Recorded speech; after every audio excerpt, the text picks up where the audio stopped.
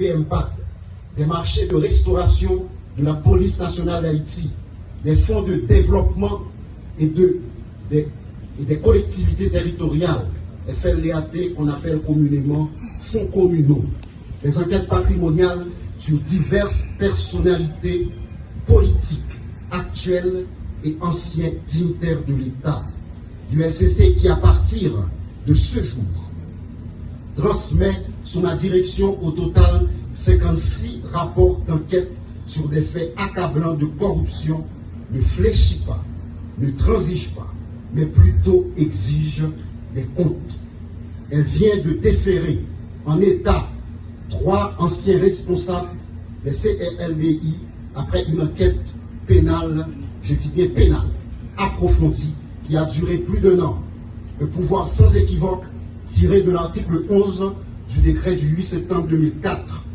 Pour les suites réservées à ce dossier, ainsi qu'aux autres, les yeux sont rivés sur le parquet de Port-au-Prince qui, comme l'ULCC, exécute la politique anticorruption de l'État.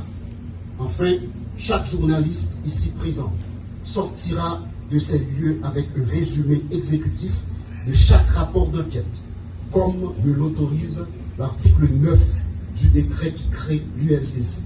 Nous décidons, et nous allons continuer à le faire, à impliquer chaque citoyen et chaque citoyenne dans cette croisade en faveur de la bonne gouvernance et de la redevabilité. Du haut de nos 20 ans à l'ULCC, nous assumons ensemble, pour ceux et celles qui viendront après nous, on continue. Merci beaucoup. Merci au directeur général de l'ULCC, Hans-Jacques Joseph, qui a rappelé l'importance de cet exercice, a exprimé sa fierté aux enquêteurs et a salué le récent travail de la justice concernant les derniers rapports de l'ULCC. À présent, nous tenons à énumérer l'ensemble des rapports d'enquête qui sont transmis à la justice aujourd'hui.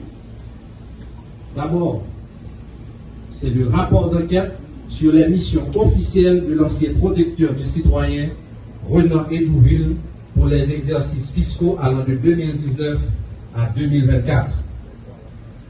Le rapport d'enquête sur les contrats de restauration conclus par l'ex-directeur général de l'OFAPNA, Carl François.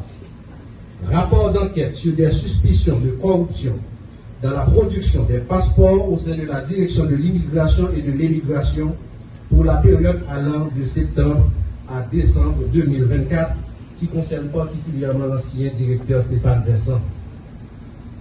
Rapport d'enquête sur l'utilisation des frais supplémentaires exigés des demandeurs de passeport pour la période allant du 1er janvier au 31 décembre 2023.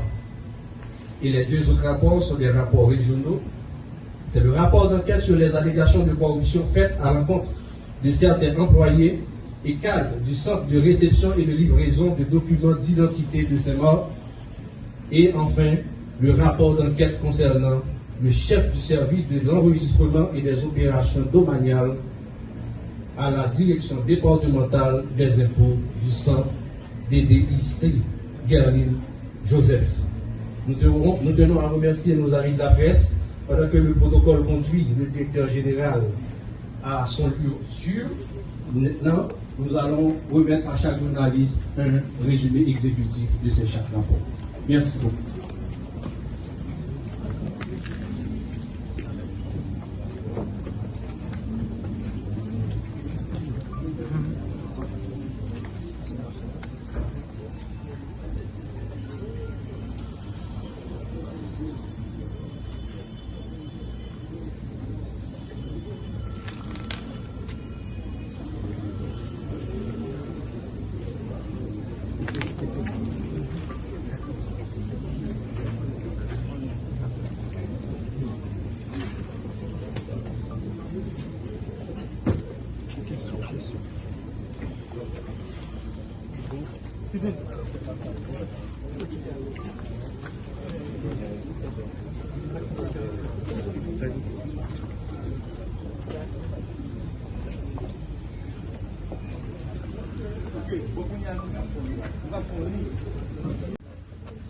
Mesdames, Messieurs de la presse parlée, écrite, télévisée en ligne, Mesdames, Messieurs, chers amis,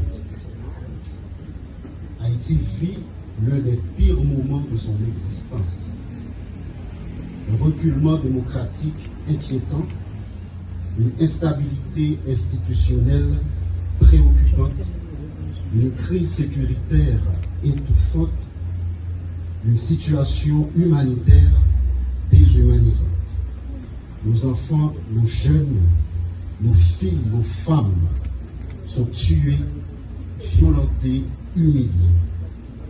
Malgré ce tableau noir, triste, sans pitié, les opérateurs de la corruption continuent de multiplier les stratégies de quasiment toutes les sphères de l'État afin de piller, de détourner, de saigner le trésor public avec le même cynisme et la même arrogance que les bandits armés.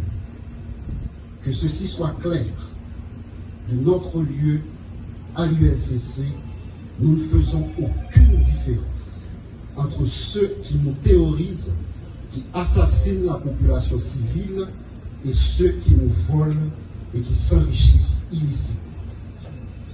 Aujourd'hui encore, l'unité de lutte contre la corruption, cet organisme transformé et vivifié, assumant avec courage et impartialité son rôle, droit dans ses bottes, en tant maître et comme de fait, mais devant leurs responsabilités, des agents publics, des hauts fonctionnaires qui ont porté atteinte à la probité, à l'éthique, en commettant sciemment des actes de corruption. 6 rapports d'enquête dont les résumés exécutifs sont rendus publics aujourd'hui vont être remis au commissaire du gouvernement. Il s'agit des dossiers de l'ancien directeur général de l'OFATMA, de l'ancien protecteur du citoyen, de l'ancien directeur de l'immigration et de l'émigration, des cadres de la direction de la DIE et des centres de réception et de livraison des documents d'identité et d'autres fonctionnaires dans les régions. Ils sont reprochés des infractions de détournement de biens publics, d'abus de fonction, de passation illégale de marché public, de prise illégale d'intérêt, d'entrave au bon fonctionnement de la justice, de concussion, de favoritisme, d'association de malfaiteurs, de faux et usage de faux en écriture publique et d'usurpation de titre. Ces faits graves qui contreviennent aux valeurs sociales protégées ont été minutieusement documentés par nos enquêteurs aguerris, professionnels et compétents. Je voudrais à cette phase saluer le sens de l'engagement, le patriotisme, la résilience et la solidarité de ces hommes et femmes de l'ombre qui réalisent sous ma direction ce travail historique. Par leur œuvre, nous sommes en train de donner un autre espoir à ce pays. Ils font partie de ce groupuscule qui brandit très haut et avec fierté l'honnêteté et l'intégrité de la vie publique. De tels résultats, par ailleurs, ne sauraient être possibles sans le soutien combien précieux de nos partenaires techniques et financiers, notamment l'ONUDC. Leurs experts forment régulièrement nos enquêteurs qui sont plus que jamais mieux outillés pour conduire cette lutte acharnée. Je veux les remercier en ce sens.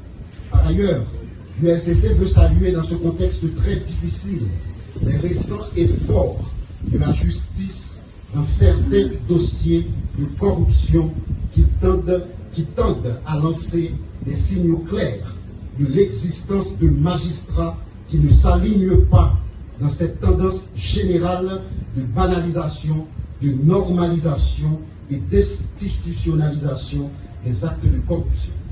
Il est plus que jamais nécessaire que ce bras technique mais autonome que nous sommes pour la justice, qui doit certainement rester indépendante, soit plus sollicité, car ce domaine est complexe et spécialisé. C'est d'ailleurs dans cette compréhension que l'État haïtien a créé l'unité de lutte contre la corruption.